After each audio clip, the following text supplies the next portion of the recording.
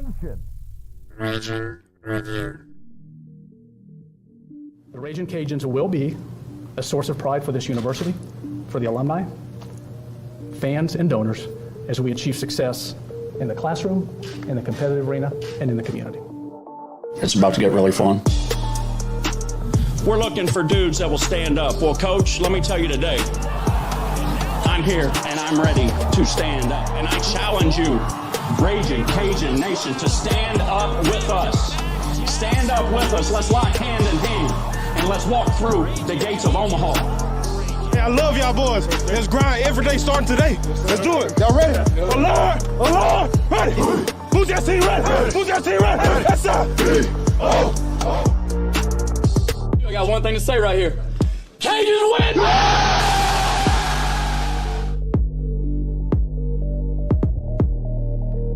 Ladies and gentlemen, welcome back to the Raging Review podcast.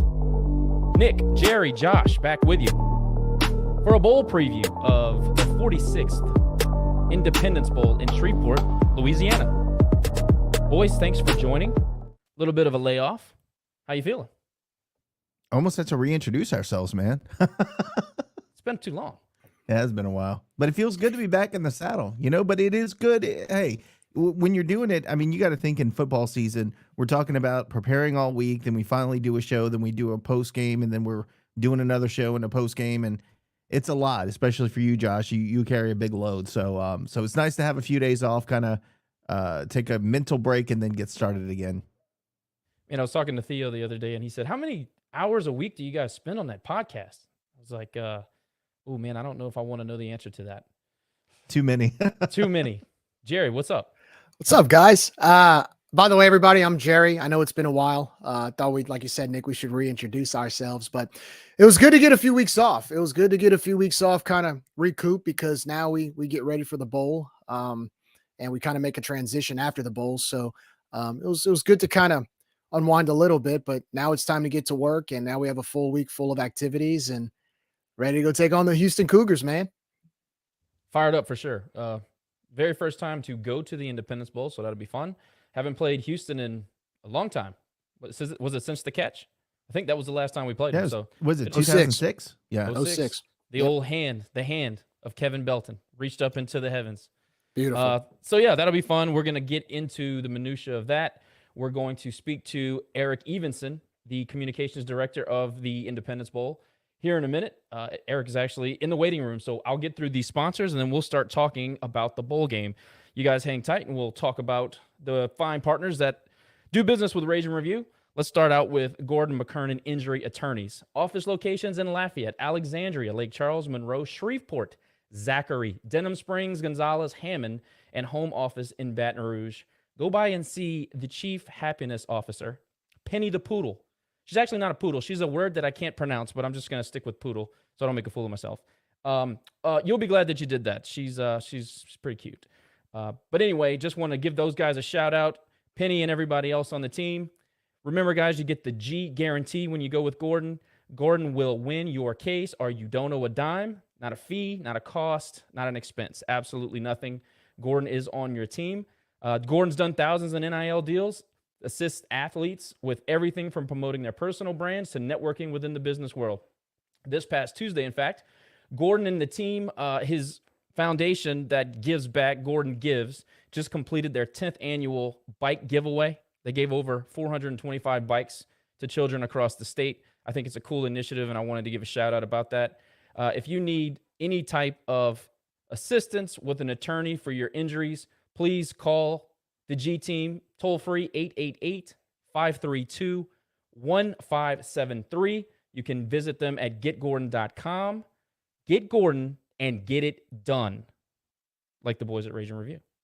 Also want to thank Lafayette Roofing and General Contractors, licensed and insured, locally owned, family operated. Darren Domingue is a proud ULM alum and RCAF supporter. Lafayette Roofing is certified with the Better Business Bureau, where Mr. Domingue serves as a board director, which I thought was pretty cool. So you're getting a good, honest deal out of Darren and the team. If you haven't inspected your roof for damage within the last couple of years with all the wild weather we've been having. Make sure that you want to do that. If you notice any sagging, signs of water damage, dark spots, holes, cracked or torn shingles, large amounts of shingle granules in your gutters, persistence of rot, mold, or moisture, you want to give Darren and the team at Lafayette Roofing a call. 3 different options for financing are available for your situation financially. They also offer exceptional interior and exterior painting, sheetrock services as well. Over 10,000 satisfied customers cannot be wrong. Give Darren and the crew a call today, 337-237-ROOF, 337-237-7663, or visit Lafayette-roofing.com. Last thank you we'd like to shout out tonight is Patriot Steel Group.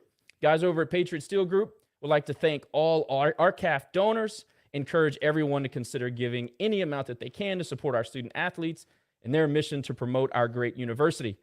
Chris Russo has been a friend of the pod, one of our very first sponsors, as a matter of fact. And this is his new venture with Patriot Steel. They were founded in 2021. Founders of Patriot Steel have over 100 years of experience collectively in the oil and gas industry.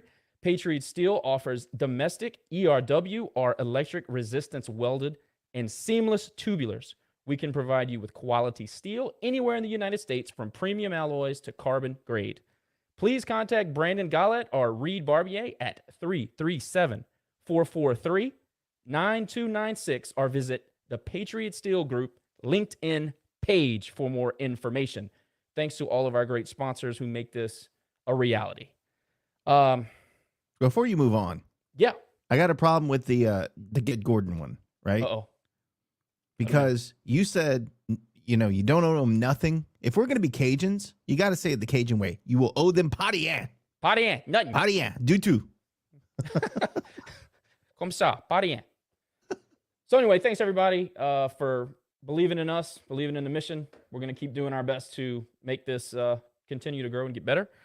But without further ado, we're going to bring in Mr. Erik Evenson and start talking about this very exciting Independence Bowl, the 46th edition, as I mentioned at the top. Erik, thanks for joining the Ragin' Review podcast. How are you this evening, sir?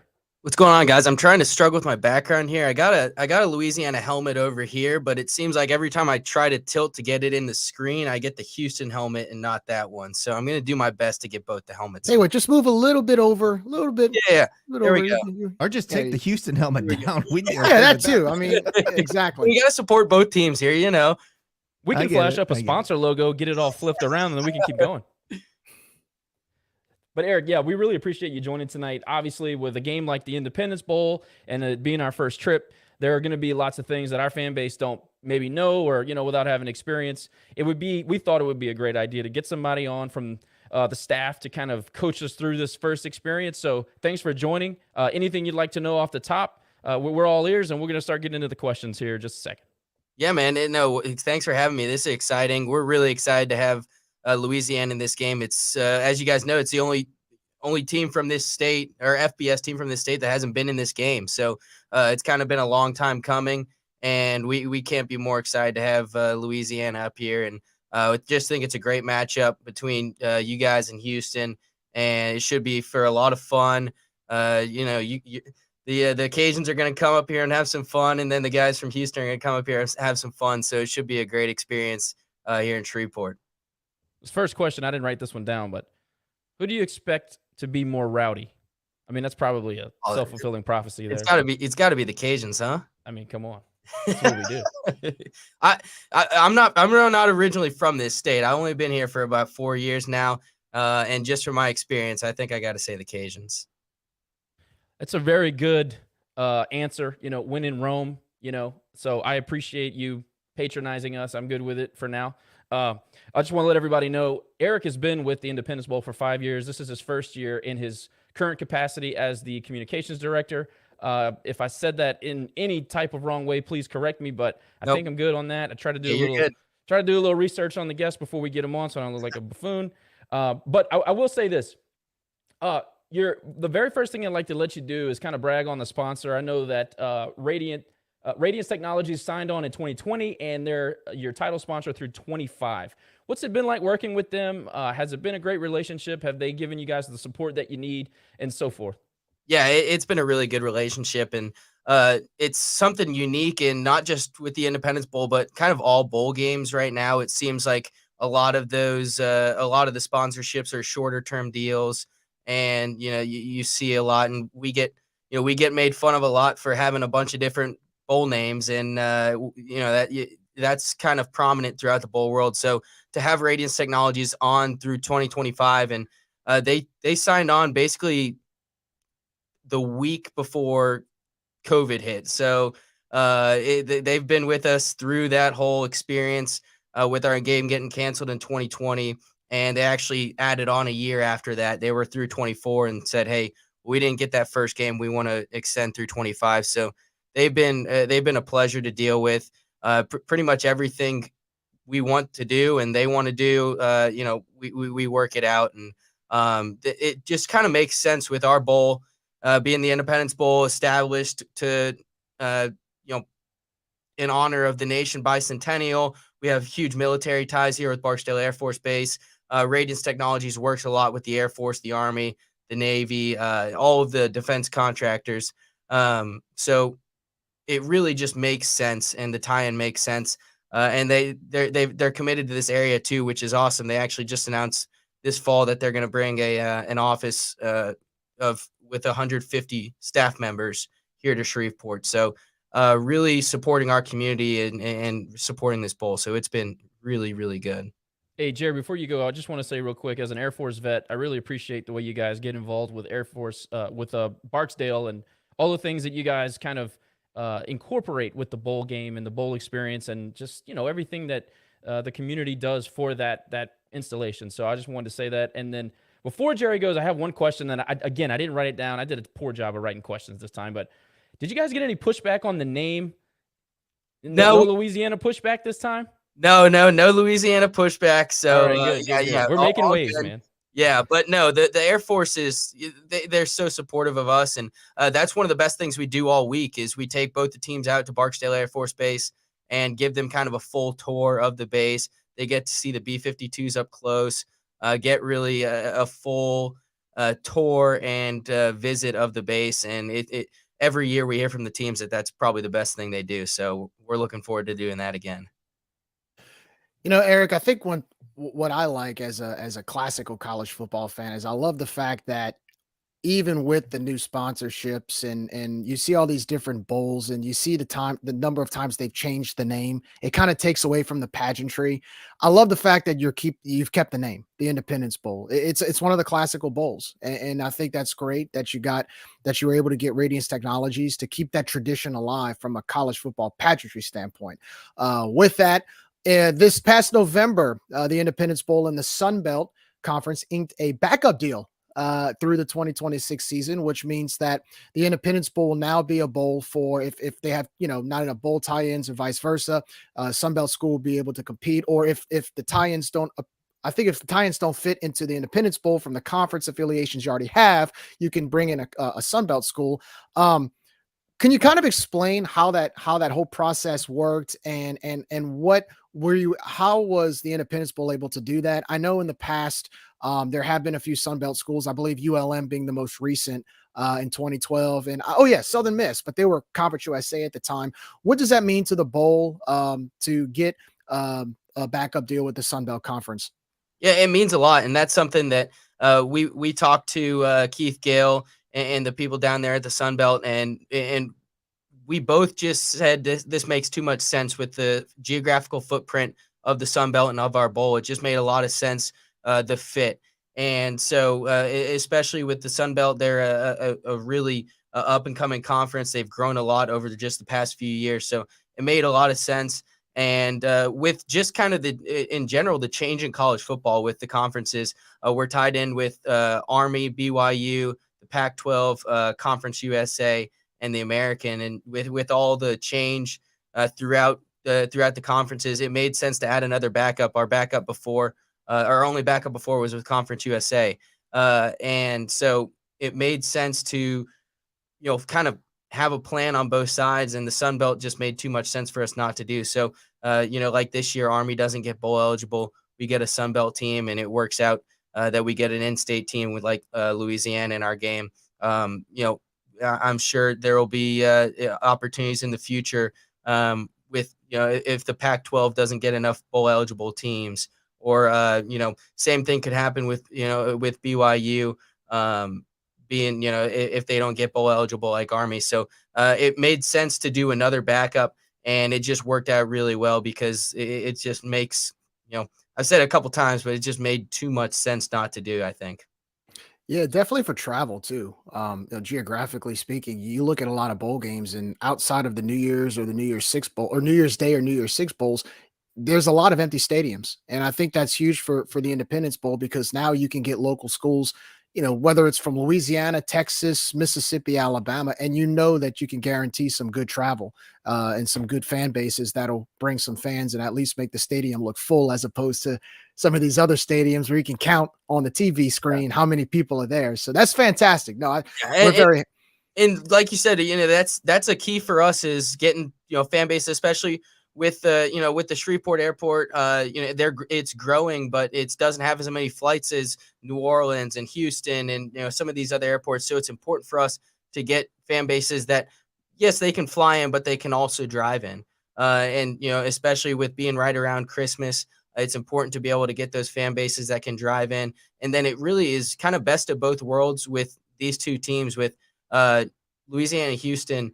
Both schools are drivable. Their fans can come in, but also both these programs have a lot of buzz for them right now. And, people watch Louisiana when they're on TV because of the success that they've had in the last few years here. Same with Houston. People watch Houston because of the success they've had, the games they've been in. So this kind of worked out really well, with you get two fan bases that can travel to the game, but also you get two teams that people want to watch on TV, which is really good for us. No question, no question. So, Eric, let's talk a little bit about the leadership of the Independence Bowl. We know there's so many things that the Independence Bowl does outside of just the game. I'm sure there's all kind of events and charities and all kind of causes that the Independence Bowl does behind the scenes. There's also multiple layers of the foundation that runs the Independence Bowl. Like any other bowl, there's a board and you've got leadership. Can you talk a little bit about Rob, was it Rubble's chairmanship? Just kind of talk a little bit about what he's been able to do to contribute to the bowl, as well as any other names that are involved with pushing the Independence Bowl and promoting it moving forward. Yeah, so you talked a little bit about it. Our foundation, I'm technically employed by the Independence Bowl Foundation. So we're a 501c3 nonprofit, and we run, events all throughout the year, from charity flag football tournaments, 5K and half marathon, a free youth football clinic for kids here in the area. We do donations. We donated $55,000 to local teachers here this year. So we do a lot of things in the community throughout the year, and then it culminates obviously with the bowl game. But Rob has been a great chairman. We have a new chairman every year, so it's a 1-year position. And so this was his year, and we have a 13-person executive committee, and then a board of about 40 or 50 people. So they kind of make all the decisions, and we have a staff of 6 people that runs kind of everything, plus all the volunteers we have, which is comes from our foundation membership. We have about 300 members that basically help us out with all of our events, volunteer their time, treat the teams well. They'll be running the hospitality rooms for the coaches, the players, and all that stuff, and running all of our bowl week events as well. So it's a small staff, but a lot of people that chip in and do a lot of work here to help with the bowl. Rob's been great. Each year it's kind of funny. You get to deal with different personalities being the chairman, and some people are hands off. They say, "Hey, you guys do your thing. You've been, you guys have been doing this a while. I'll let you run the show." And then some people are more involved. Rob's been kind of a mix of both. He wants us to, do what we've always done, which is run bowl games, run events, but he has been really involved, and that's been great because he's brought a lot of ideas. He just texted us earlier today. He said, "Hey, I cleared my work schedule. If you guys need me to hang signage, do whatever during bowl week, anything I need to get my hands on, let me know." So he's been really involved in just wanting to make this a great game. So I'm happy he got a great matchup. I'm hoping for some great weather for the game so we can have a good one on Friday. Yeah, I remember it snowing there a few years ago, watching back about Yep. 10, 15 years ago. That was fun. So let's switch gears a little bit, talk about the bowl experience. Our fans, we've been to New Orleans Bowl several times. We know New Orleans, it's a quick drive. We know where to go. We know where not to go. I think that's more important in the New Orleans area. But this is our first trip to Shreveport. In fact, both teams, this is their fan base's first trip for a game to Shreveport, and I guess Shreveport Bossier, right? Yep. So as a fan base making our debut in your bowl game, what do we need to know about the area? Things to do? Where should we go? Where should we maybe avoid? Tell us about Shreveport Bossier. Yeah, so a lot of the hotels that people will be staying at are in the downtown area. There's a good bit to do in that area. Obviously, you have the casinos in Shreveport and Bossier City on both sides. I think there's 3 on both sides.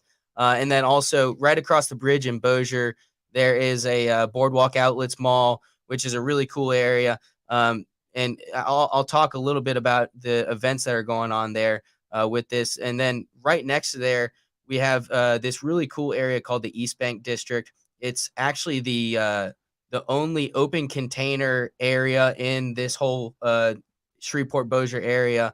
There's a couple of breweries and brew pubs. There's an axe throwing place, Bayou Axe. There's a couple of restaurants, Bojack's, Frozen Piro. Flying Heart is one of the brew pubs. They serve pizza, wings, really good food. So that's a really cool area. It's all kind of in walking distance right there. And so Thursday night, the night before the game, we're going to have a Mardi Gras preview parade that is going to start at the Boardwalk Outlets, and it's going to roll through the Boardwalk Outlets and through that East Bank District. Then that starts at 6:30, and then at 7:15, right after that, the 2 school marching bands will be participating in that parade, but then they'll do kind of a battle of the bands right after that. And then finishing off the night, we're going to have Parish County Line in that same area. There's a big concert kind of not hall, but there's a big stage behind 2 of the restaurants. Fits about 2,000 people back there. And Parish County Line is going to be doing a concert back there from 8 to 10. That's all on Thursday, the 22nd. So it's going to be a really fun night. All of those events are free. So I know if fans are wanting to come up a day early, that stuff's going to be a lot of fun. But other than that, we have really good food. I mean, I think we have really good food. I obviously can't probably harp on the Cajun food because you guys have a little bit better of it down there. But we got some great Tex-Mex up here, which is good stuff. And then, so a lot of good restaurants down Line Avenue. That's one of the main streets. And then also if you go down Uri Drive, there's a lot of stuff to do and a lot of, movie theaters. If you go downtown, there's the Robinson Film Center, which is a really cool historic movie theater, and just explore that downtown area and kind of that East Bank area, and then Line Avenue, Uri Drive. Those are the areas you'll probably want to stick to, and that's the most fun, I think. Yeah, and before I turn it back over to you, Josh, I did want to ask you, Eric, what is the address for that open container area? Because we literally in our first couple bowl games, New Orleans ran out of alcohol. Like we're talking about like Bourbon Street ran out of alcohol. So just tell that open container area that you guys have over there to be prepared because the Cajuns are coming, baby. Yeah. It's the East Bank District, and it is on 600 Barksdale Boulevard in Bossier City. So it's right across the bridge from Shreveport, kind of right on the Red River. So it's a lot of fun. It'll be a good area. And I see a question here about what's Parish County Line. They're a country cover band. They play some of their own songs, but they're from Baton Rouge, so they're a lot of fun. We had them up here in 2018 actually, and they were a really good time. So they're a really fun band and good music, and just kind of good party too. So it's gonna be a lot of fun. Just slip them a note, let them know. No Garth Brooks, no Tiger stuff, none of that. All right, it'll be a riot. It'll be a riot. We'll slip them a note. Nothing about Baton Rouge. Okay? Absolutely nothing. Absolutely not. Hey, you know those Baton Rouge people, they're hard to control when you tell them about it. Yes, we do. We know it well. Eric, so today, I think it was this morning, we saw posted on social media some of the goodie bags for the players. And I know that over the years, these bowl games have really stepped up their game when it comes to, the swag bags and the gifts and things like that. Can you tell us what the players for both teams got this year? Yeah, so we got them a bucket hat, a logoed bucket hat. We get them a matchup football. We get them a watch, which is a really cool watch that has our logo, year, and all that on it. And then we work with a company called Pack Sports to do the gift suite, which they give them. I think it's 7 points, and they have a bunch of different items, and it's this whole. I think it's like a 5-page list of items that each item has it's 1, 2, 3, 4, 5, 6, 7 points. So you can get one big item for your 7 points or a bunch of different items. So that's always a really good thing for the players, because a lot of them will get things for themselves, but then a lot of the players love using that for it's right around Christmas, so they'll get people in their family things, and they'll get their parents gifts and their siblings gifts, their friends gifts. So it's a really good thing that Pack Sports does, and they do that for a lot of bowl games. So we've been working with them for a while on that. So what kind of catalog we talking? Like TVs and cameras, or Yeah, they have TVs and cameras. I think there's a recliner on there. I think that's one of the 7-point ones. Yeah, they actually I'm not kidding. There's a lot of people get the recliner. Like they'll put them on trucks and they'll just take them down to campus, and they'll have a truck full of recliners. Like that's one of the most popular items they have. Is there a Independence logo in the back? No, there's not an Independence Bowl logo on the back. I wish there was. Man, you got to renegotiate that contract, dude. So anyway, the Indy Bowl is actually pretty popular for being one of the highest payouts in the country, which is pretty cool. I think it's 2.2 this year. So I always pay attention to the payouts, because when you're a smaller school like us, it matters a lot, So 2.2, I think I'm right on that. So I want to ask you about that. We mentioned that the Independence Bowl was one of the older bowls in the country. It's actually the 11th oldest bowl in the country. I looked it up. Pretty cool. How do you guys maintain a payout like that? You've been one of the higher bowl payouts for a while. How does that? I know that we talked about your sponsor at the top, but it's got to be more than that, right? I mean, if there's any extra help, is there any extra funding that we don't know about? How do you guys do that?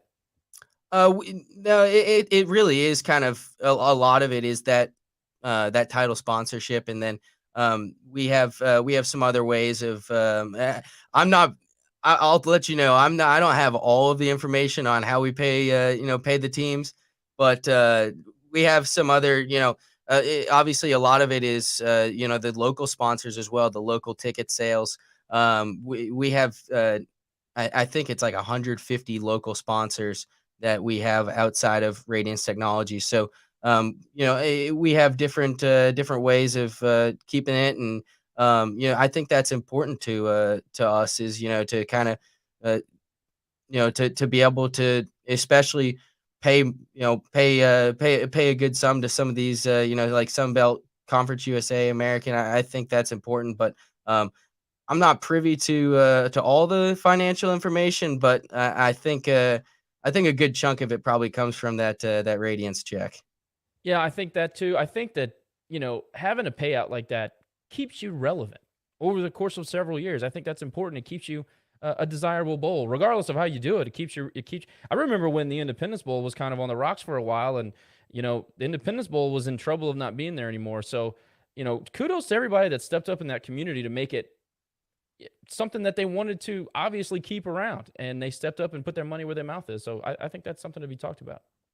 Yeah, we have really good support from the local community. Like you said, I think any bowl to stay around for 46 years, you're going to go through a lot of ups and downs, and there's going to be some hard times, but just it's a testament to the support from this community of to be able to be around for 46 years. We survived a canceled game during the pandemic, and people, we gave people options of wanting to, get refunds, roll over, or donate. And I'll tell you, we had very few people that asked for a refund. We had a lot of rollovers, and we had a good bit of donations. So it just, it shows what this bowl means to this community, and that's kind of been passed down from, grandparents to parents, and now to the young up and coming people in this community, that the bowl is really important to them. So the fact that the bowl's important to the local community and the way Shreveport has really stepped up and continued the tradition of the Independence Bowl. Talk about the financial impact that the bowl game has in the Shreveport area. You know, you mentioned all of the different sights and sounds of bowl week and all the different places that people can go in Shreveport. You know, I've actually been to some of those places you've mentioned, and it's very impressive. Very impressive. You've got the hotels, casinos on one side of the river. You got that outlet mall on the other, and split by the Red River, and it's a great tourist. It's a great tourist center, right? But just talk about the financial impact that all of that has in the city of Shreveport, as well as the state of Louisiana. Does the Independence Bowl get any state funding, or do they get any help with tourism support, any type of grants? What kind of aid, or do you get any aid from the state of Louisiana with this bowl game? Yeah, we do. We work with the state and also the city, obviously, and it brings in a large financial or a large economic impact to the city. It's the biggest sporting event in Northwest Louisiana in this area every single year. Last year, we brought in $6.35 million in direct and indirect spending, and then we also see this game as kind of a 3-hour commercial for the city of Shreveport or the Shreveport-Bossier City area, because this is one of the most biggest points of exposure that the area gets on national television. Last year we had 3.4 million people tune into the Independence Bowl, and they're all watching. They're all seeing Shreveport and they're seeing Bossier City. I moved here 4 or 5 years ago, and the only thing I knew about Shreveport was the Independence Bowl because I watched it on TV growing up. So I'm kind of I can attest to that. But when you factor in that exposure plus the direct and indirect spending, there's about a $17 million economic impact here on this area, which is I don't think that can be understated. So I think we kind of talked about it before. It's really the Independence Bowl. It's got a rich tradition of great college football. The games just always seem to be great. You can look back at UAB, beating BYU, ranked number 12 last year. Southern Miss took on Florida State. The team across the basin played Notre Dame. So all great games, all great turnouts. I guess talk a little bit about what it means to the committee and the staff to have 2 regional football teams with fan bases that typically travel pretty well for a game. And there's a lot looking forward for both teams. I mean, you look at where Houston's going next year. They're going to the Big 12. We're trying to reclaim our place in the Sun Belt. So talk to me a little bit about what it means to the committee and the staff to have these 2 regional football teams there, and also the local community. Do you expect that there's going to be a bigger turnout of local fans now that you're looking at a Louisiana team participating this year? Yeah, I think it means a lot because I can't remember the last time we had this regional of a game. Usually there's, maybe one regional team and then a team that comes from across the country or something like that maybe has more of a national name. I'm thinking, like you said, Southern Miss, Florida State, or, Louisiana Tech and Miami in 2019. But this year it's 2 regional teams. And like you said, 2 teams that have a lot to play for in this game. And I think it really does. Does mean a lot to both these teams. Usually, and not just in the Independence Bowl, but I think if you go look at any bowl game, there's always one team that probably doesn't want to be there as much as the other team, and one team's really fired up to play. I think both these teams are really fired up to play. Houston has Clayton Tune and Nathaniel Dell. They're probably best 2 players playing in this game, and I think if you needed any indication that Houston wants to come in here and play well, you have it there. And then, like you said, Louisiana wanting to grow in this first year under Coach DeZormo. I mean, a bowl win would mean a lot into gaining that momentum for next year. And I think that's you see that with a lot of bowl games is teams really want to win to go into your off season, on a high note, get some momentum going into spring ball, and then really grow for next year. But I think the local community, from what I've seen and what I've heard on our social media and just talking to people around here, people are really excited. People want to watch a local team. They want to watch a Louisiana team, but then they're excited about the national brand of both these teams.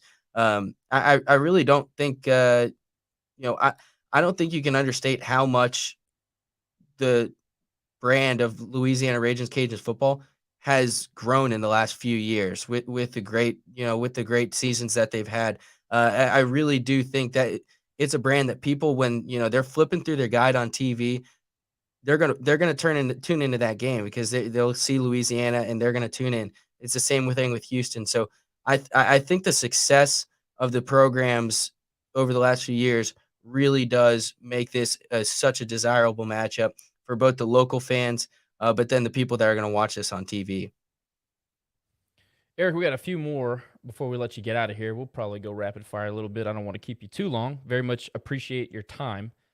In an ideal world, do you guys have a target audience? Everybody kind of they have their overhead and they have what they think they can profit out of the game or whatever, business-wise, whatever. Is there a certain number that the Independence Bowl would love to get in order to cover expenses, cover payout, whatever? Is there a magic number? I don't think there's a magic number. If you look at I think our average attendance the last 5 years has hovered around 30,000. I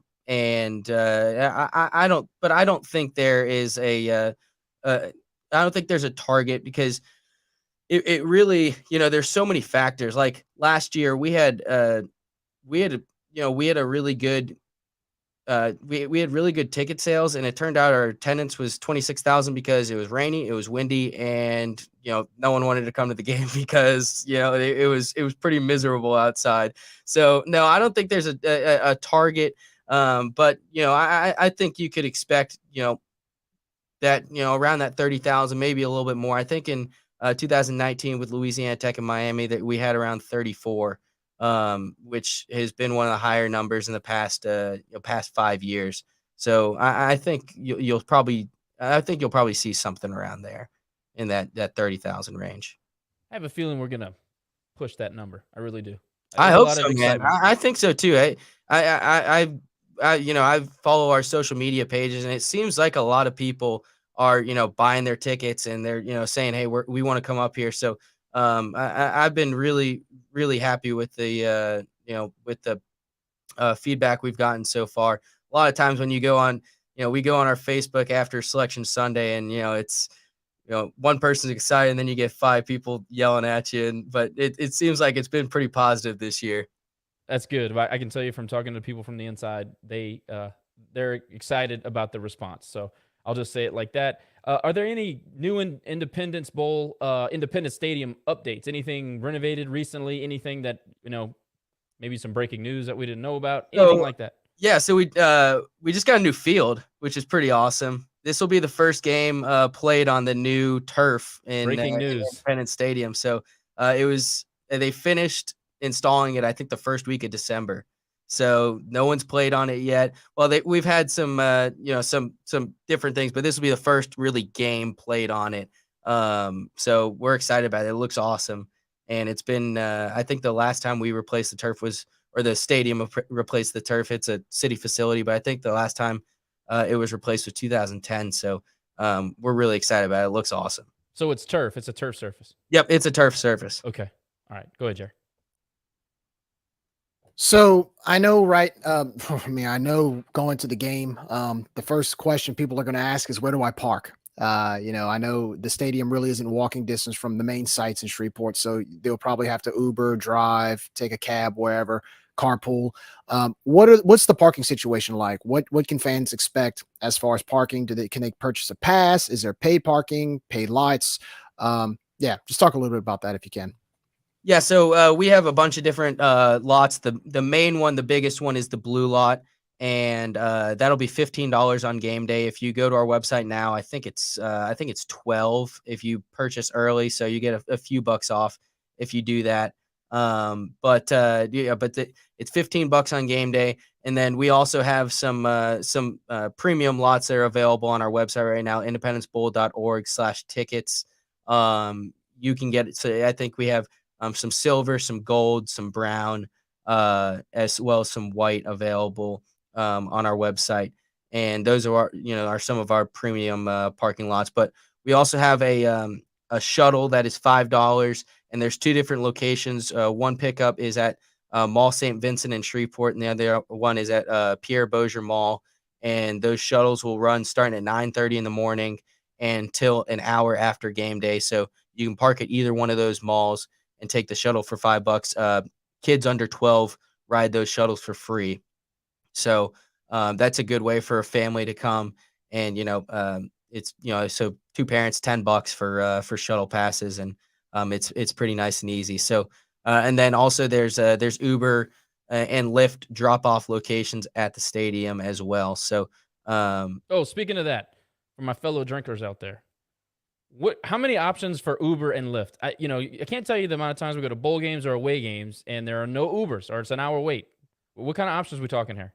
Yeah, I will say on a regular day, the Uber Lyft situation is sometimes spotty, but around Christmas and around game day, it's usually pretty good. So that should be good to go. If not, those shuttles are a great option as well. Those will get you to and from if you need it. So Eric, as always, the Independence Bowl will be on ESPN, nationally televised game, kickoff at 2 p.m. Play-by-play, or let's talk about the crew. Play-by-play, Dave Neal.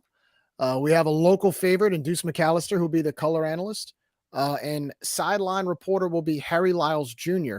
I'd say that's a pretty cool crew. Would you say that's pretty satisfying? Yeah, I was pretty jacked up about that crew. I mean, that Dave Neal is a big name broadcaster, so I'm excited to have him in town. And then you talked about Deuce McAllister, local guy. But then he also played in our game a couple times. He played in 98 and 99 for Ole Miss. And yeah. I looked it up the other day because I was doing some of my game notes. I think in the 2 games he played in the Independence Bowl, he has like 450 all-purpose yards and like 5 touchdowns. I think he has 2 punt return touchdowns, 2 receiving touchdowns, and I think it's 6 touchdowns and 2 rushing touchdowns. So he kind of went off in both the Independence Bowls he played in and got 2 wins. So I'm excited to get him back here. And then Harry Lyles, excited for him too. He's one of the big up and coming kind of stars at ESPN. So I think this is a really great crew. It's going to be it's going to be fun to have them in town. And then not as many people know it. Our bowl season radio crew as well. We have Brian Estridge, who is the play-by-play radio guy for TCU. He actually started bowl season radio, so we're excited to have him in town. And then his color will be Justin Fuente. So some really good broadcasters for the game, both TV and radio this year.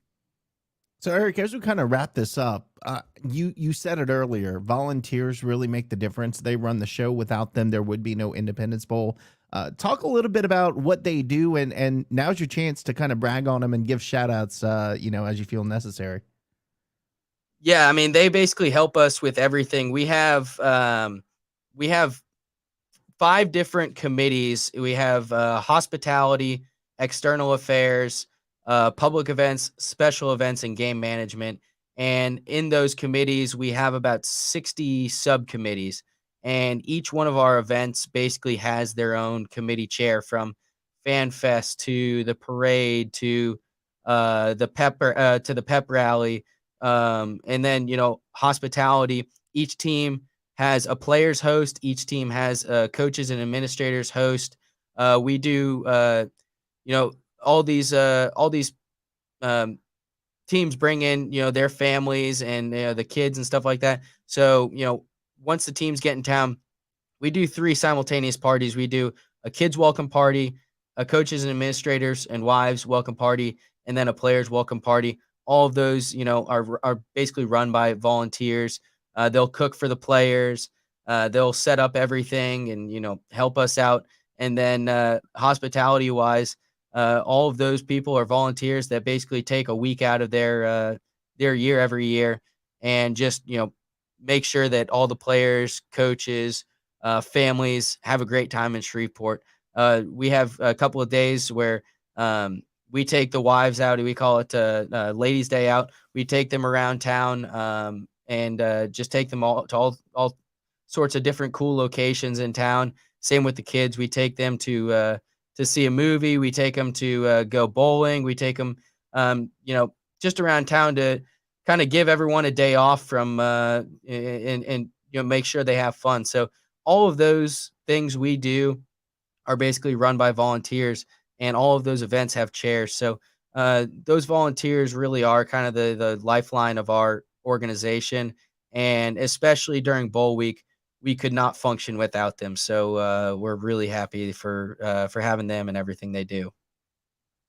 Fantastic. Just a few little things left.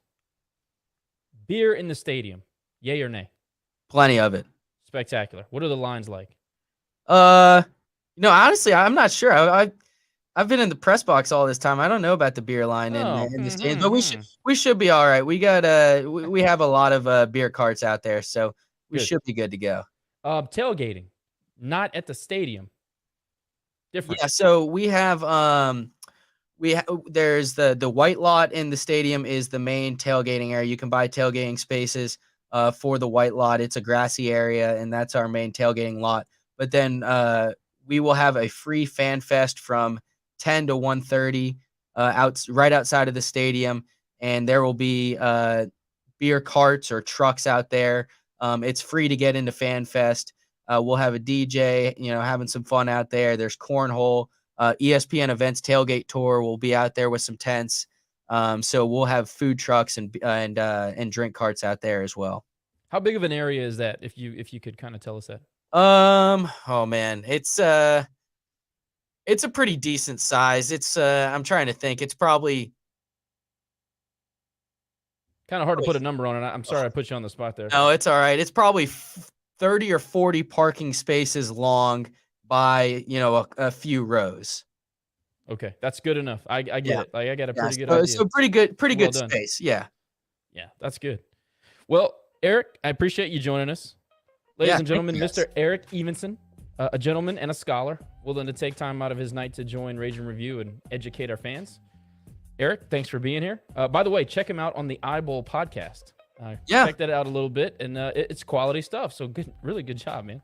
Thanks, guys. I appreciate it. We're looking forward to having the Cajuns in town here. I think it's gonna be a lot of fun. We're jacked up about it. It'll be a lot of things, but fun will be at the top of the list. I can tell you that. Look, Nick and I will be there. 66% of the broadcast team here. Jerry, unfortunately, is going out of town, so he'll be holding it down from. Tune in on ESPN, Jerry. There you go. Look, I got my spot already picked out. No, I promise you. Just because I'm not going to be there doesn't mean I'm not going to watch. So. All right, Eric, be good. We'll see you around, man. All right, thanks, guys. I appreciate it. Let me know when you get in town. We'll hook up. I will. All right, man, take thanks, care. Guys.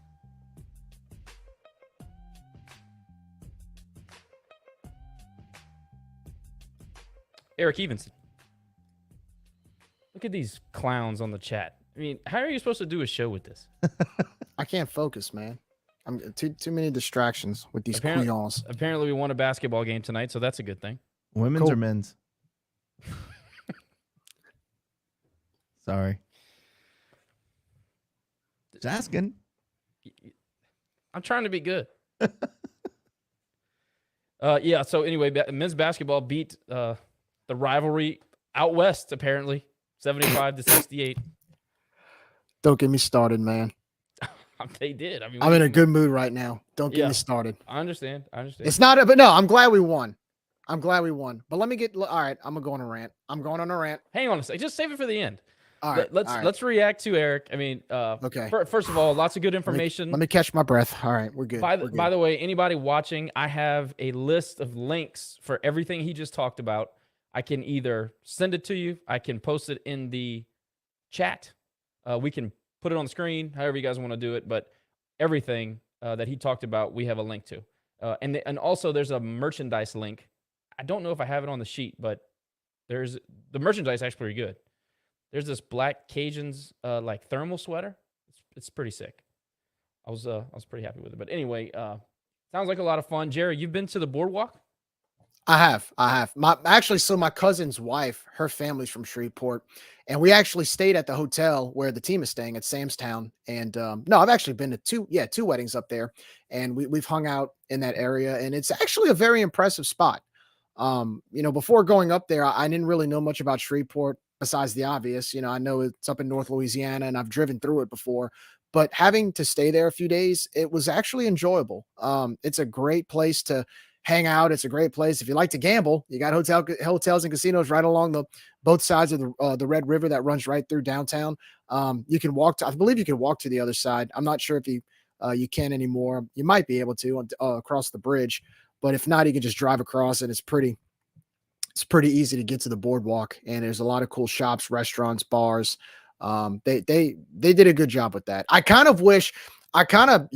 forgot who it was I talked to locally, but that's when we talk about a possible boardwalk at the Vermilion, go see what they have in Shreveport and go find some land along the Vermilion and build something like that. No telling. You don't have to find it. They're developing the trapeze land. Well, okay, then build something like they did and do that, because it was very impressive. I was impressed. Well, I think they need to fix the Vermilion like they did the Red River first, and then we can talk about having a nice boardwalk. But I will say, my best friend lives in Shreveport, been there many times. The boardwalk, I mean, I've been there. It was 130 degrees in the afternoon in the heat of summer, but it was still nice. But I will say, I would not venture walking around the downtown Shreveport area after dark. I remember the last time I was there, I went to dinner somewhere for work, and some lady said, well, be careful. There's a guy with a machete chopping up people downtown. And this guy was just casually, some guy was casually walking around and chopping up people with a machete. So I'm just saying, after hours, you might not want to walk around downtown. If you got somewhere to go, you could probably get in quick, but avoid the machete guy. We don't want any incidents. Machete's an odd choice here in the 21st century.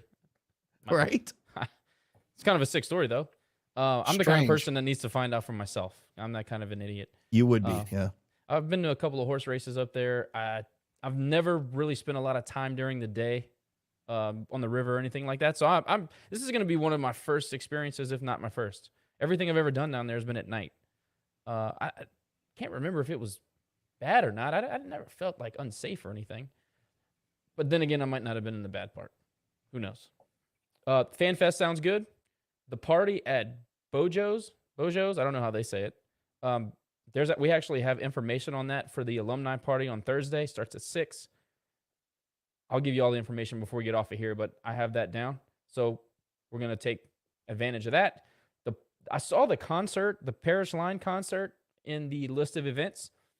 They're like a nickel beer type of band, is what I've been told by just asking people. So if you like nickel beer, if that's your jam, they're great. I've heard them several times. Parish Line? Yes. They're a lot of fun.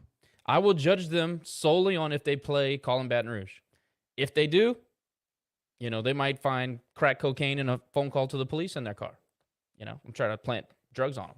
Because where are you getting the crack cocaine? That's what I want to understand. Listen. Oh, from downtown Shreveport, the machete. The guy with the machete. Machete Look for the guy with the machete. He'll have it. Although, if you have a machete, you probably want to keep it more low profile if you're slinging rocks, right? It's true. It's true. So, Eric, anyway, last shout out. We really appreciate you coming on. Alumni stuff.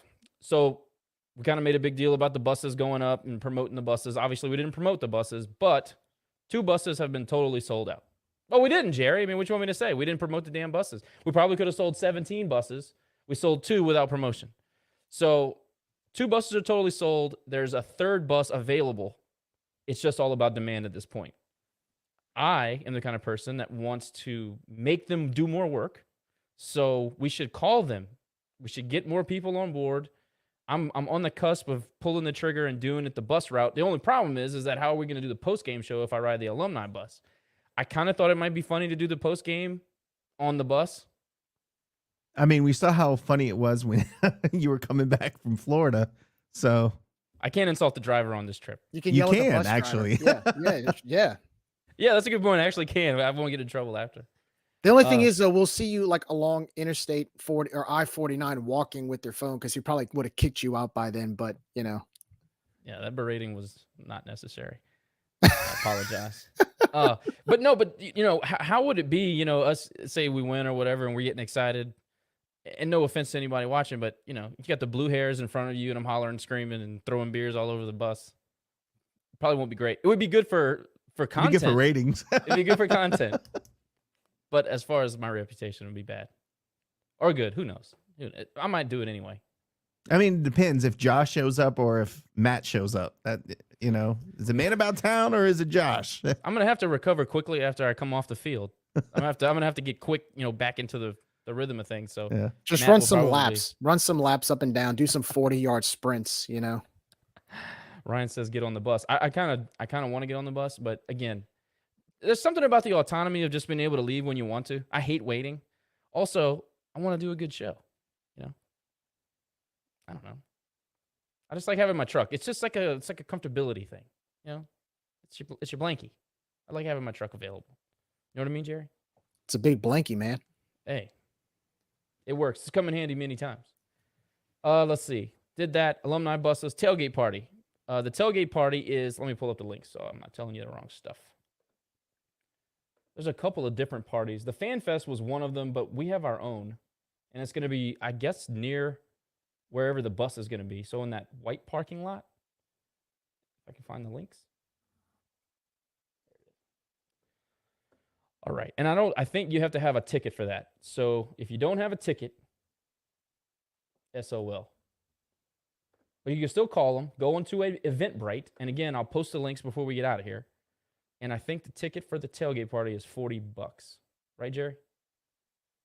I believe it's close to that. If not, it's close. Let's see. And we Yeah. should probably post that on Twitter, Facebook, all that shows. I have it on a document, so you're going to have to teach me how to do that. I'm not Jerry, but I'm definitely not up with the times. Cost is $150 for a game ticket, a ride, and a pregame party. It's $100. It's not a bad deal, man. Without a ticket, so it's $40 for the pregame. Shoot, you'd pay that more than that just in gas going back and forth. I was about to say, Seriously. that's gas right there. Hey, if and not. just to let you guys know, you got to check in at the Alumni Center at 6 a.m. for the bus. They leave 30 minutes later, so 6:30 a.m. Friday morning is when they leave. You go up there, you watch the game. 30 minutes later, you're packed in the bus. You're coming back. Unless the Cajuns win and there's a a trophy presentation ceremony, they'll stay for that. Other than that, you got to get to the bus. So that's the other thing. I don't want to be rushed. If I'm having fun, I don't want to be rushed. Are you you used a to go to morning church- person? Jerry, remember we should go to church and church would be over and your mom and dad would stay in the foyer and talk for 3 Yes, hours. yes. And you're like, dude, you got to yeah. be kidding me. I'm ready to go home and watch the Saints. And it's a bunch or of people whatever. you've never met before, Yeah. and they start talking about stuff like as a 10-year-old, you have no idea, like it's adult things, something we talk about now, but as a 10-year-old, you're like, I want to get home and watch football. I You wanna get just home." mentioned the Saints, though. Our priest growing up, if there was a Saints game, that mass was about 35 minutes. 30 and you're minutes. out from Yeah. start Now, I to did go to finish. one of those. I went to a few of those. Yeah. He would pull out the newspaper and be like, yeah, love your neighbor anyway. Oh, look at let's get out of here. On your knees, stand up, on your knees. Let's get out of here. Let's see. So I got the links. I'll post those. But yeah, just want to let everybody know. Like, Alumni Center, 6 a.m., depart at 6:30, drive up there, game, leaving 30 minutes later. So if you plan on going to the horseshoe or the horse races or the boardwalk, that ain't going to happen if you're taking the alumni bus, which again eliminates options for me. I like options. You're talking yourself out of the bus. Like, Yeah, I was about to feel say, like we just- started where I'm going to take the bus. And You now it's called like, your well, truck- I can take the bus. You called your truck your blankie. So at this point, it's like you're like Linus on Charlie Brown. Like Yes. you gotta you see how Linus gets all jittery when he loses his blankie. That's your blankie. Bring the truck up there, man. Just drive up there at your convenience. Well, you're going to Your need own some experience. blankies because it's going to be cold. It's gonna be cool. It's gonna be I know c'est it. froid, huh? 30, that's 37. 37 high? Yeah. Hmm. Yeah, I'm a like, jam. probably. And you see, I want to say around that area, maybe North Arkansas, more northern part of Louisiana / central to southern Arkansas. It's supposed to snow. But you I know how it believe is when Christmas it's Eve or windy. Christmas When Day. it's windy up North Louisiana, it's going to be way colder. Oh, that Which wind is chill is fine. probably going to be in the 20s. Yeah. Cold was I'm not playing the game, so I'm good. Well, as long as it's sunny. If it's like gloomy and cloudy with that wind chill, that's when it's miserable. But if it's like Football sunny weather, and Jerry. clear skies, Football weather. I'm all about it. Okay, moving on. And I'll post the links before we get out of here, but I'll do it all at one time. Ticket sales update. So I called the people who would know, and they wouldn't give me an exact number, but they did say that the interest was above what they expected.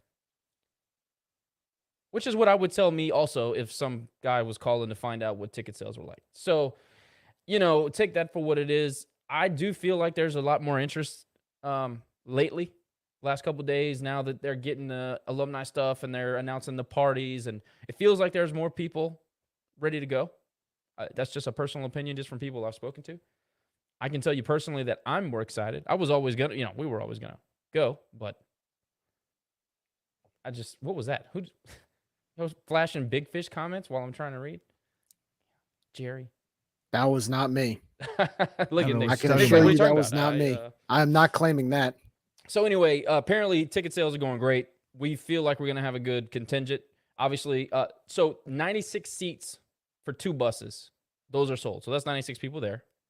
Nick and I are 2. There's 100 people there. So that's a good start, right? You're going to have locals in the area. People are going to make the drive last minute. The more that we promote in this last week, people will get excited and they'll go. We got to keep posting videos like we posted about 2 hours ago of the Houston footage from that last Houston game with Cobb and Kevin Belton and all those guys and Jerry and all. Yes. Every single day, if y'all are listening, I know y'all listened the first time because this is the conversation we had literally with Terry. Do it again. Do it tomorrow. Do it the next day. Do it every day. Release something new. It could be a minute long. Just keep us engaged. Keep the people wondering why this is important. It's a great rivalry. We have great history. They were a peer institution for a long time. This is a big game for us. Come out and win this game. We got momentum. So very important. Ticket sales. Ticket sales are what they are. They're good. We'll get into it in a second, Jerry. I just want to get all of the important stuff out of the way. Ticket sales are good. Go buy tickets. They're still available. Go to the Cajun Dome. Call, buy, and then go pick them up so you can avoid the absolutely ridiculous Ticketmaster fees that I'll holler about next week. Student tickets. First 200 get in free.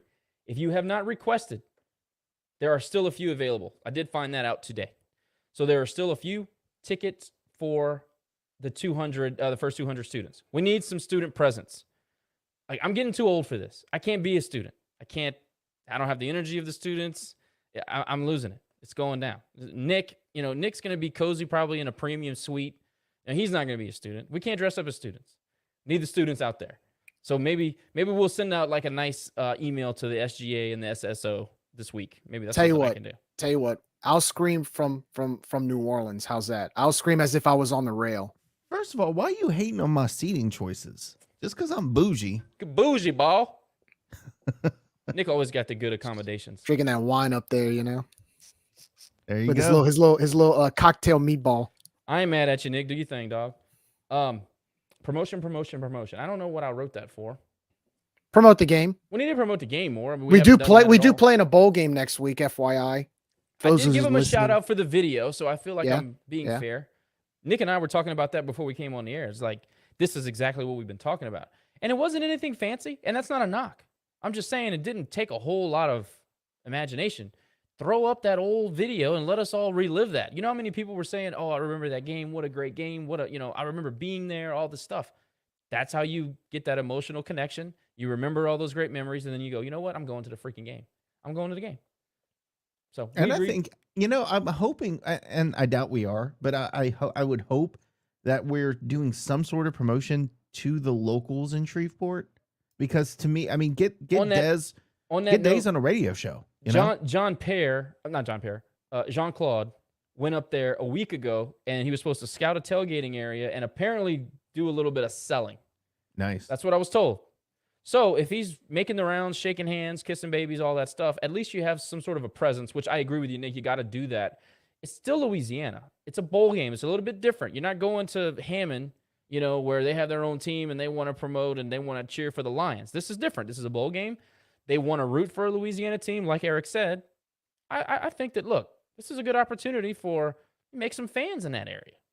We need to re-engage the Dallas alumni base. Jerry and I talk about this all the time, but this week especially. Get that Dallas alumni base. Give them a reason to go over to Shreveport. What is it, 3-hour drive from there? It's like 2 hours, 2.5 hours. 2.5, 3 hours? Yeah. So it's basically where we're going to drive. Get them in there. Treat them well. Get them re-engaged. Get them energized. Let's do it. I feel like this is a good opportunity. Regardless of how you think about a 6-6 season, this is a good opportunity. Joel, Cajun Nation, my wife delivered our first child yesterday morning. One more young Raging Cajun Club member. Congratulations, Congrats Joel. to the BO family. Welcome to fatherhood. Baby Oliver. See, Gonna win us a bowl game for baby Oliver. That's see, right. see, Joel and his family are taking my route. If we can't go and find Cajun fans, we'll just make them. Just make them. Oh, we look. Hey, Allie bleeds red and white. So We all And do, if you Jerry. I have mean, if you have a kid ain't in got 9 no months, choice. Josh, we'll know we won the game. wait, say that again. I said if you have another kid in 9 months from the bowl game, then we'll God. know we won the game. So bowl baby. I'm gonna be quiet on that one. So anyway, we gotta engage that Dallas base, that Shreveport base. It's an opportunity to make new fans, re-energize, like sleeper cell fans. You know, they've been kind of in the bunker for all these years. It's time to get them back involved. What have we said about athletics or collegiate athletics? It's your number one marketing tool for your university as a whole, unless you're an Ivy League school. You have a bowl game in Shreveport. It's sort of its own hub city between Texarkana. You're on I-20, I-49. You've got Dallas to the west. This is an opportunity to promote our brand up in North Louisiana. Shreveport's an untapped market. In spite of the school in Ruston claiming that that's their city, it's still an untapped market where I think we have a lot of potential, not just for fans, but maybe for future students. They do have a bunch of high schools up there. So golden opportunity to promote the school, get some new fans, and maybe get some new students from this bowl game. look, and what I think about the bowl. Look, New Orleans has been great. New Orleans is going to be great again for us.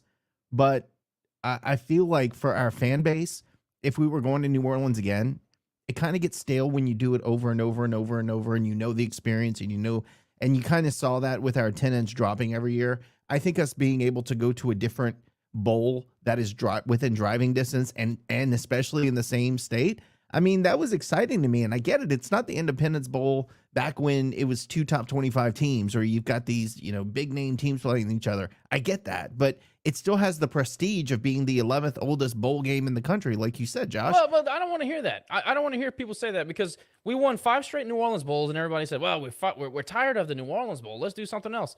Dude, last year, the number 12 team in the country played in this bowl. Yeah. It's the Independence Bowl. It's one of the top payouts. We already talked about it. It's one of the best goodie bags that you can get. The players are going to be treated like kings. I mean, this is a good bowl especially for where we're at. And it's one of the best opponents we've had since probably San Diego State in a bowl game. Look, Georgia, Texas A&M, Alabama, Mississippi State, Ole Miss, BYU, the school to the east, Oklahoma State, they've all played in this bowl, okay? We get to share an experience with those teams that I just mentioned. And on top of that, we've never played in this bowl. It's something different. It's something new. It adds to our resume of bowl experiences. Point, now Jerry. we can add the Independence Bowl to our bowl history, to a bowl we've never played in before. I'm all about diversifying bowl history, because when you go recruit players and you go try to get kids to come play for you, you don't have to tell them, because remember the inside joke from the fans for the school of the East. Oh, you're playing for another New Orleans Bowl. Well, not anymore. Not anymore. We're playing in the Independence Bowl. Got to play in Mobile a few years ago. Got to play in Dallas a few years ago. When you start to spread the brand to different bowls, it adds a little bit of diversity, and it adds a little bit of interest to possible recruits one day. And we're playing in the bowl. You can't make fun of us now because we're playing in a bowl game you played in not that long ago. Exactly. Yeah, and they forget about that, don't they? They forget about that. They're going to end up playing in the GoDaddy.com Bowl, so I really don't. I got nothing for that. 1995, and they were all 97. excited to go 97. play in the bowl. 97, they played Notre Dame. Yeah, and they played Michigan State in 95. Guess who the coach from Michigan State was at the time? Oh, Nicky Sabe. That's right. I don't want to hear it. I don't either. I'm sorry. I'm laughing at everything James is typing that we can't put up on the screen. So it's very funny. Good job, James. Thank you. Kyle, the tickets are $54. $54. But you got the free the free fan fest. You got, I think the hotels are pretty reasonable, $130 a night, something like that. Yeah, and they got a lot of options accommodations too. They got a lot of options too. It's drivable. You know what I mean? It's not a whole weekend trip. You can literally, honestly, you don't even have to get a hotel room. If you really want to go to the game, go up there, turn around, come back. Easy drive. Easy 3-hour drive. No traffic. Nobody on the road. Easy. I'll tell you what. Come to the game. I will hook you up with a couple of tickets to an exclusive tailgate. Thanks to Mr. Nick Domain, Mr. Accommodation, premium accommodations. Okay, we're gonna change your bottom line. It's just gonna say premium accommodations. I'm surrounded by important people, I've discovered tonight. I mean, yeah. Looks like it is what it is. So Joe said that the horseshoe is $80 a night. Now, like I kind of have a rule about there's like a line of demarcation at $100.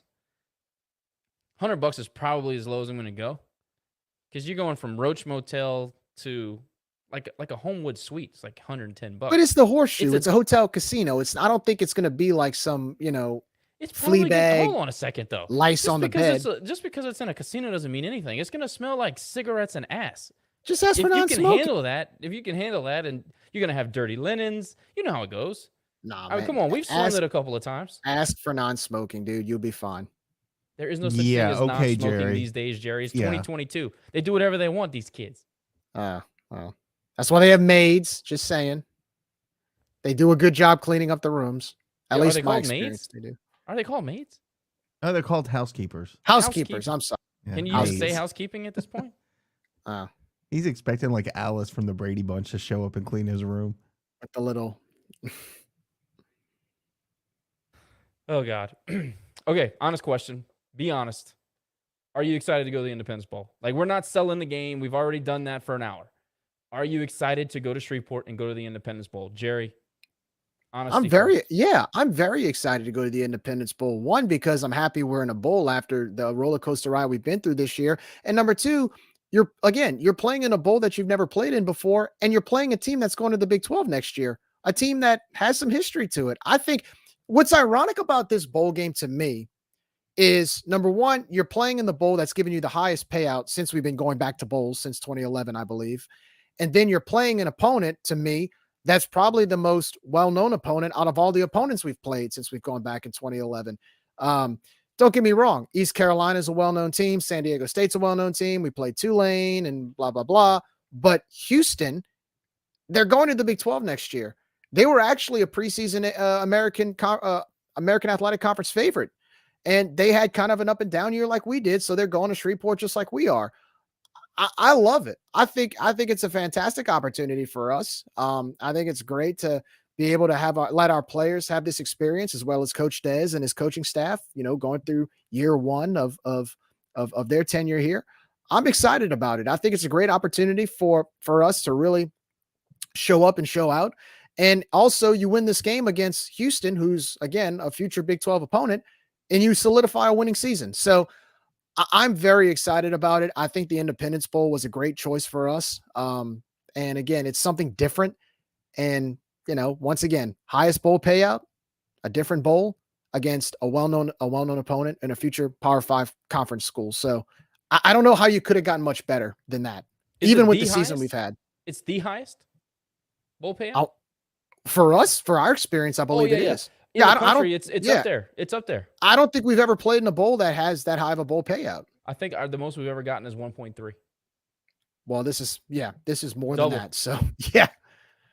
Yeah, no, I'm super excited. I mean, you think about looking at Houston. Houston's where we want to be. We want to be moving to the Big 12. We want to have, the success that they're having on the court and in baseball and in football and so. I mean, they're where we want to be. In fact, if you think about it, we go over to their baseball program on a regular basis and beat them in their own regional.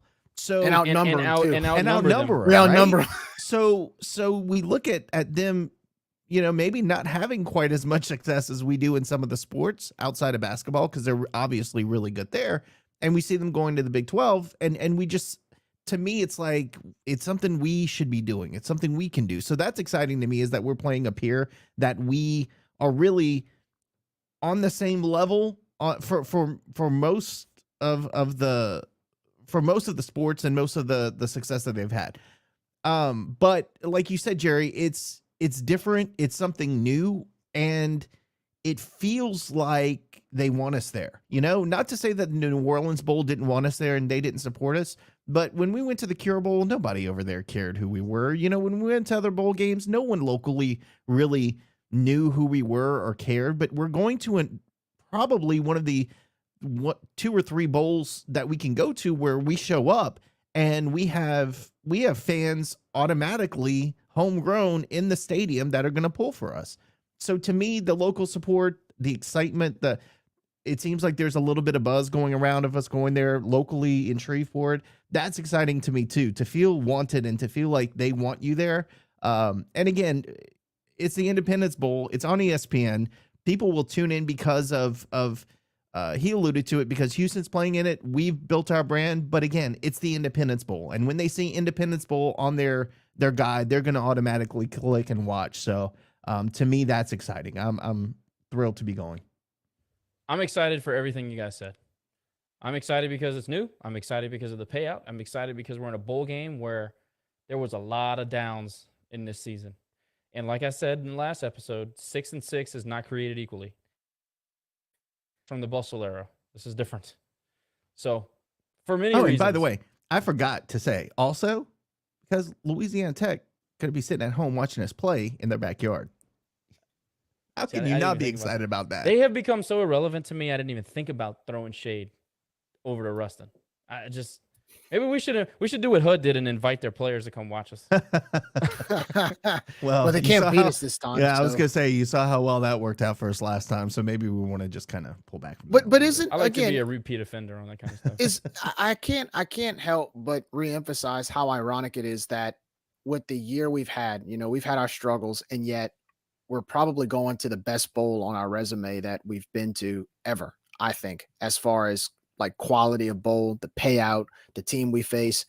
It's amazing, because what it tells me is, in this day and age, they really don't have, outside of the bowl tie-ins like we talked about with Erik, it's almost to the point where this college football playoff is emphasized so much that you're starting to see teams that, I'm not going to say aren't worthy of bigger bowls, but you're starting to see teams with like 7-5 records go to these prestigious bowls. And it makes me wonder, in the future, maybe it's not about just the conference tie-in as much as it is these bowls do need to make money. That's why attendance, I think, is important. I think that's why the Independence Bowl wanted us, because they know we'll bring people. These bowls need to make money too. And if you're going to have these prestigious bowls where teams have to travel to Hawaii or fly across the country, but yet only have 3,000 people there, I don't know if some of these bowls can survive doing that. And I've noticed they've started to change and shift bowl tie-ins based on geography, and I think this is a prime example. No, this is a fantastic, geographically, this is fantastic for us. It's about as good as it gets, without being New Orleans, honestly. And with all the tertiary benefits, it's outstanding. I'll give you a couple of things to think about. Next week, we're going to dig deep into Houston and the game. But I want to leave you with this before we argue about Po' Boys for the last segment. Dana Holgorsen teams are 2-7 against the spread and 3-6 straight up in bowl games. At least 14 points in 4 of their last 5 bowl games. That is damning. I mean, that's a receipt. The 5 bowl games in which Holgorsen's team was favored resulted in 3 losses, 2 by double digits, and wins by 1 and 4 points. In other words, he's not a very good front runner, and he doesn't in bowls. I know it's Clayton Tune. I know it's Tony Dell. I know they've got some guys on the defensive line. I got it. Dana Holgorsen's not a big game coach. Never has been. Now, I don't want to give any bulletin board material, so I'll be quiet with that. But that's just a little tease for next week, because next week he's going to be fun. We're going to talk about the game. There was a little discussion that popped up on the board today that I really wanted to get into, because I'm sick and tired of this lie that's been perpetrated on the American public. I'm sick of it, and I'm finally ready to say something about it. Daryl's Po' Boys is overrated and is. How many of you lie and say it's good just to fit in? You're all posers. Daryl's is at least 5, probably 10 places in a 2-mile radius of me right now that crushes that product. It's terrible. And then I'll give you the floor to Jerry. And Jerry's going to talk about New Orleans, but I mean, he's not wrong, but I'm talking about Lafayette, Jerry. I'm talking about Lafayette. Daryl sucks. It's stale bread drowned in shitty gravy and slapped on old, roast beef that really looks gross, honestly. If we're being honest with each other, if you could see it through the gravy. Anyway, Daryl's is overrated. There, I said it. I like their sandwich, but I don't really consider it like you have to go in with the mindset that, okay, this is not really a quote unquote po' boy. It's just a sandwich. It's like when I go, okay, I'll give you a prime example. When I go to Destin, Florida, there's a restaurant in town that I love to eat at. Before you go any further, let me say this. Is a po' boy a sandwich? But a po' boy a sandwich? In a certain way, you have to make it a certain way for it to really be a po' boy. Yes, it's a sandwich, but I mean, I can make a hoagie bread and, corned beef and call it a po' boy. I mean, in that regard, but like, okay, I'll give you an example. When we go to Destin, Florida, there's a local seafood restaurant at the Destin Harbor that is delicious. It's a local place that's been around for a long time. I try to make the effort. No, Harbor Docks. Okay. Love that place. Okay. Internet went cuckoo. What was it? Harbor Docks. Harbor Docks? Yeah, that's not bad. Yeah. Love Harbor Docks. Okay. They got fresh fish. They got great food. They have the grouper po' boy at Huey's, at Dewey's is the best po' boy in Destin. I'm just saying. Okay, so at Harbor Docks, they have an appetizer that is considered seafood gumbo. But when I get the seafood gumbo, it's not necessarily gumbo, but it's still delicious. I call it seafood soup. That's what I call it. Okay, I don't consider it gumbo, but that's what they call it. But it's still delicious. That's what I compare to Daryl's. It's not necessarily a po' boy, but it's like, even though they call it that, but it's good. It's still, I can eat it. It's still edible. I still enjoy it. As far as the titles, I don't really mix the titles with the quality of the food, as long as the food is good. If that makes any sense. Like, I'll still eat it. I have no idea what the hell you just said. So I'm just going to say Chris's special is better than Daryl's. I will agree with you, James. And are we not talking about shrimp bowl? I mean, old time? Come on. Well, so the thing is I said on the board I can name 10 places right now off the top of my head that's better than Daryl's. Yeah. I realized we were talking about just the special. I'm not talking about just the special. I'm talking about in general. And I can talk about BB's Barbecue down the street from where I live in Houston. That's better. Yeah, I agree with you. And so as far as specials go, yeah, maybe there's not 10 better, but as far as po' boy goes, if you go to Daryl's and say, give me the best po' boy that you serve, okay? And then I go to Pop's and I say, give me the best po' boy that you serve. There's not 5 po' boys on Pop's menu that is not better than Daryl's special. I'm sorry, it's just not true. I don't know where this. The whole thing is about the word of mouth. The legend of Daryl's grows. I've had it 5 or 6 times. It's not good. It's like again. Charles. You're going in with the mindset that you're picturing this like po' boy. It's like, if you go in without thinking like that and just eat it without realizing this is a po' boy, it's still good. Like, it's the food, it's still good. I'm going to explain this to you in the simplest terms ever. I'm going to give you an example of why Daryl's is so hyped up in Lake Charles.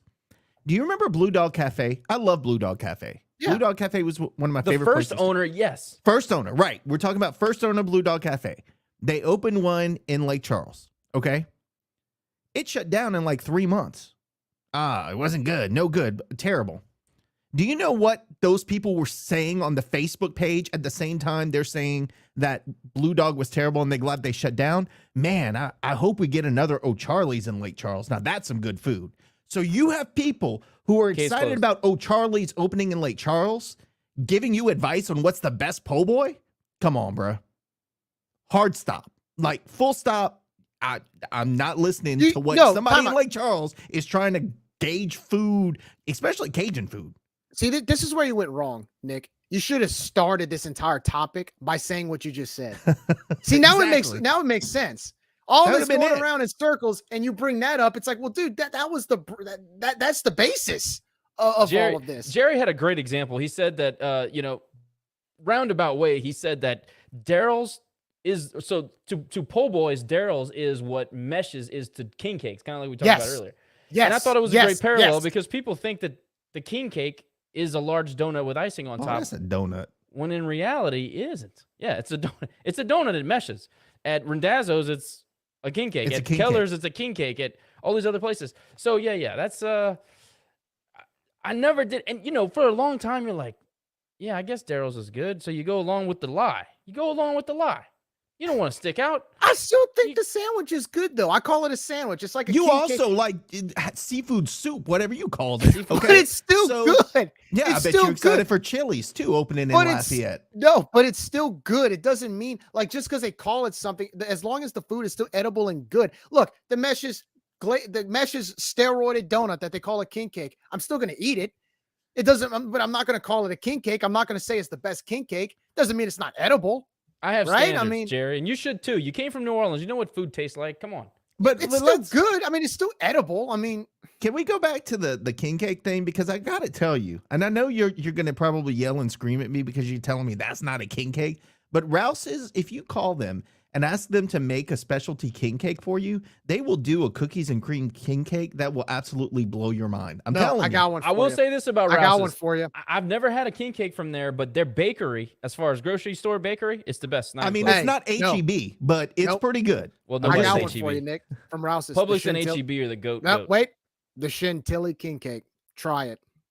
Catherine made a chantilly. I think it was Oh, it's chantilly. good, man. It's solid. She does a chantilly cupcake. Outstanding. Really, I'll- really yeah, Kayla got me addicted. That to makes sense Chantilly from the cake. guy who likes the seafood soup. You know what? You One know- day you know- we're gonna you go know- to Destin. Were and you on we- the I'm board gonna when make Vic you had the try nerve? it. He had the nerve to tell us that we don't know food because we our BMI was too low or something. Like that. No. Look. One of these days we're gonna be in Destin, and you're gonna try that. You're gonna try that gumbo / seafood soup, and you're gonna say, "This is good, Jerry. This is actually pretty good." And I'm gonna be like, "Told you so." I don't call it gumbo. I call it seafood soup because it's not gumbo. It doesn't mean it's not good, though. It doesn't mean it's not good. James is just cutting up tonight. Hubig's pies, yes. I mean, who's not gonna like a Hubig's? I mean, Oh, you can't go wrong with Hubie. I had one last week. I had one last week in New Orleans. I love Snow Like John's bit on Hubig's. It's so hilarious, dude.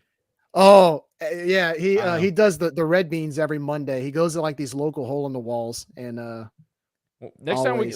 time we go to New Orleans Bowl, I'm gonna get him on. We're gonna get him on the show. to do- absolutely, That would be funny. absolutely. Can I change the funny guy. subject and share something with y'all? Yeah, for sure. That's Especially been if on it's my good. mind for years, and I think I should make it a thing. Okay. My brother's Coach Doe, right? Everybody calls him Doe. And I told y'all this story before, but I'll share it with the rest of the listeners. Brother's Coach Doe, baseball family, right? What's baseball is known for hot dogs, beer, and peanuts.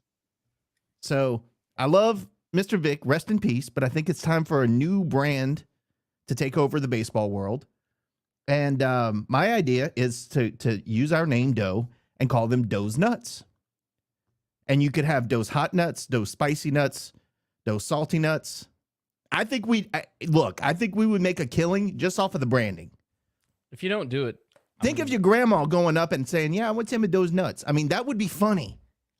I think The of them branding, as the a marketing, the sponsor. commercials, amazing. Think of him as a sponsor. I I'd need like somebody thank to back those me up. nuts. Thank you. Listen, I love it. I'm in right now. I I'm think already that's thinking of genius. a logo. I just I was need to about to learn say. how to roast nuts, and then we can go from there. What's going to be Step your one. logo? Like a pair of testicles that look like a peanut? I didn't think that far ahead, man. I mean, you got to have a good logo. We'll get Kyle or James to do the tagline. oh, They'll probably dude. send it right now. Poo Poo would be the main character in that Hey, commercial. I tried those nuts. Go.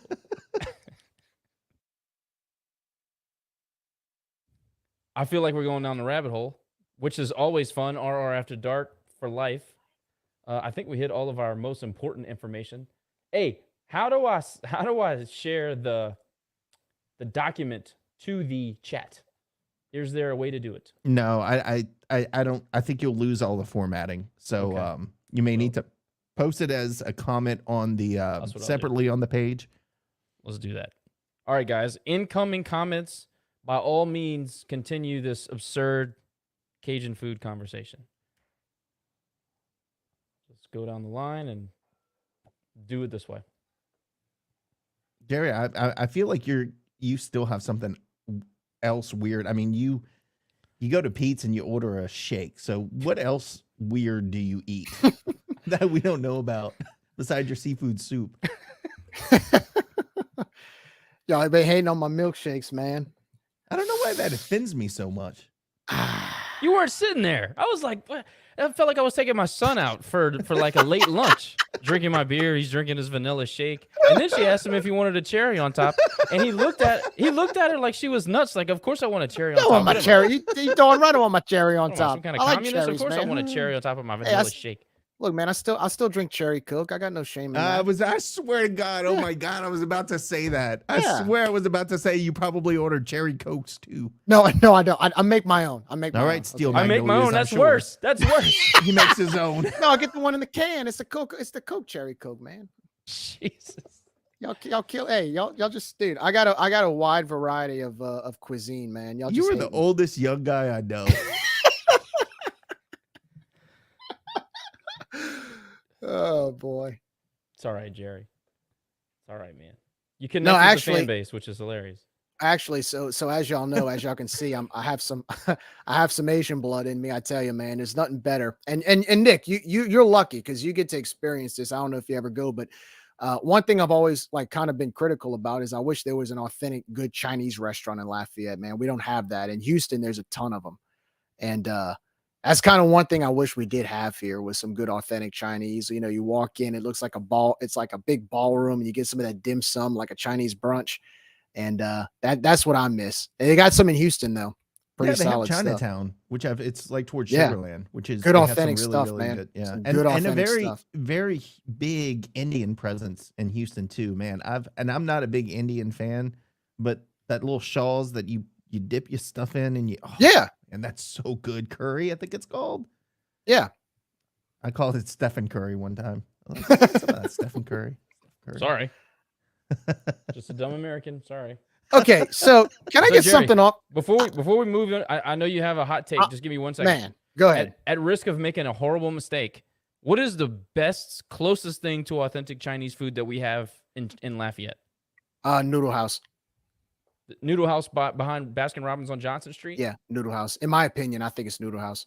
All right, we'll have to check. Did Before they used to have golden China? Wasn't that That was might back have in the been day. before I moved here because I don't remember. Okay. Let me say something real quick. Everybody, I just put all the links to everything we just discussed.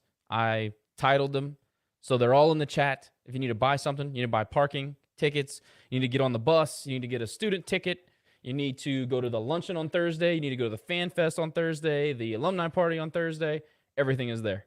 So if you can't click them, if they're not clickable, just copy and paste them into your browser. It'll take you right where you need to go. Jerry, get it off your chest, dog. Yeah, so I just have one little rant to make. And look, congratulations to the basketball team. 10-1, great win in Lake Charles. But can we get one thing straight here? I saw it on the Twitter last night, on the men's basketball Twitter. This isn't 1975. Can we stop calling McNeese State a rival, please? Almost said the Can we F word. stop That would have calling been them a sick. rivalry? We're not a rivalry with the Southland School, okay? We're past that. We're 40 or 50 years past that. Maybe if you went to school in 1965, yes, if you want to consider them a rival, great. But 60 years later, no, they're not a rivalry. Can we stop calling McNeese a rival? Jerry out here offending all of our fan base because they're all over 60. The place with the good French fries and the golden arches. What is that called? McDonald's? Right. What is it called, Jerry? Wait, say that again? The restaurant with the golden arches and the fast food and the Happy Meals. What is that called? Yeah, McDonald's. McDonald's. What about it? McDonald's. And you call it McNeese. Why are you calling it McDonald's but McNeese? I don't know. That's a pet peeve for mine. Why do people call it McNeese? That's what the blue I don't hairs know. call it. I They know. call it I that. don't get it. Why is it called McNeese? That bothered. I no don't idea. know. Sorry. That always bothered me. McNeese. The McNeese. McNeese sounds more. It does sounds like sound you're more. making fun of them more. Right? Well, all I know is McNeese is not a rival. Can we stop calling them a rival? I'm like, I thought we were past that. That'd be us like in baseball calling Lamar a rival. Like they're Yeah. just not. They might have been. But Nick, In the in 60s. 1957, we had a really good series with them one time. They're a rival for sure. There was a fight and everything. We used to play Northwestern State in football every year. Are they considered a rival to us now? Like, why are we still doing that? I'm sorry. Like, Hey, do we play Northwestern this year in basketball? no, we play them in football coming up, though. I'm Dang. not sure. Pretty Northwestern soon. would tap Bob's ass because they are good. I just like, and again, I'm not taking away. Look, the basketball team won. You know, everybody's happy. Please don't call McNeese a rival. Come on. No They're not thoughts a from the rival. Peanut gallery.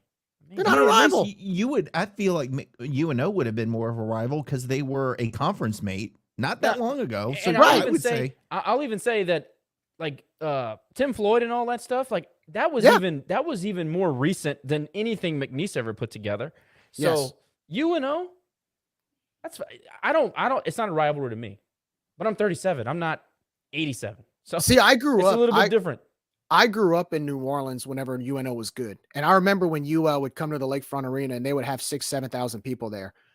So I can respect that because there's more recent history to it. I can even say that Louisiana Tech would be a rival because at least Louisiana Tech they haven't been to dance since the 1980s, but they've still gone to the NIT recently. They've had success recently. They've beaten us a few times, even though we've beaten them more, which is great. But like, I consider that more of a rivalry than McNeese. Like, what? Like, if we want to grow as a brand and a university, like, we got to stop considering them. Or we got to quit catering as if this is still 1975. But no, the reason why it's absurd is because nobody thinks that they're a rival. That's why it's absurd. Look, I understand that they're struggling to promote games. I get it. There are many reasons for that, but you can't make a graphic for McNeese. I'm sorry, man. You know, I almost said his name, but somebody sent me a text message that said, if you don't value yourself, how do you expect other people to value you? Our value is far above McNeese. It's no shot at McNeese. We just have more resources. We have a better gym. We have better players. We play in a better league. look, On I'm and just on and saying, on and on and on. if we are insistent that ULM is not a rivalry and they're in our conference and we play them 15 times a year in 5 different sports, McNeese ain't a rivalry. Sorry. Right. Because you expect to beat them. Like, we're Right. not, a rivalry is like you're equal partners no, you expect to beat McNeese every year, Yeah. At least you should, right, Jerry? or at least you should. That should be expected. I mean, in any sport we play them in, that should be the expectation. I mean, sometimes they may get the best of us in a diamond sport because they play us so many times, once every 10 matchups. But I'm just glad man. I didn't have to say it. Thanks, Jerry, for stepping up. I'm not holding my tongue on that one. That I'm sorry. Like, I'll just say that bothered you way more than it bothered me. No, I like to send stuff to get him fired up and see how. You want to 'cause keep. He's so bad Hey, at basketball. you want to keep moving up as a brand. You want to keep getting your brand. You want to get that Louisiana name across your chest to be more well respected across the country and more recognized across the country. You don't put your rivalry with McNeese. You just don't do it. Sorry. Tell him, Jerry. That's right. I said it. Get him. Oh man. Well, that felt better. I feel good. Or I felt good. I feel better now. Thank you guys. Jerry's gonna sleep like a baby now. I'll bring Glass you of warm milk, a nighty. and a Daryl's Poboy, and you'll be good to go. And I'll get some seafood soup for you too. A little seafood soup to put me to sleep. And a message king cake at the end of it. All right, boys, it was fun. Ladies and germs, if you like what we do, please hit the subscribe button, hit the like button, share it. Tell your auntie, your uncle, grandma and grandpa, parent, godfather, godmother, anybody who might be interested in the Raging Cajuns. Thanks for joining us. Thanks to Erik Evenson for spending some time with us and educating us about the bowl game. We will be back next week to dig into the Houston Cougars, talk about the rosters, and have our last preview of the 2022 football season. Everybody have a good night.